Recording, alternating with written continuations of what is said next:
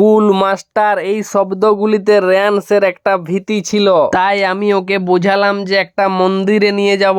তারপর আমি ওকে নিয়ে গেলাম সরস্বতী শিশু মন্দিরে। আজ থেকে 22 বছর আগে এই মন্দির থেকে আমিও আমার প্রাথমিক পাঠক্রম সম্পন্ন করেছিলাম। রেয়ান্সের 3 বছর কমপ্লিট হয়ে গেছে, তাই ওকে এই স্কুলের পরিবেশটা আমি ঘুরে ভালো করে দেখালাম। কিছুক্ষণ সময় কাটানোর পরেই রেয়ান্সের স্কুল সম্পর্কে যে ভয় ছিল সেই ধারণাটা পরিবর্তন হয়ে গেল।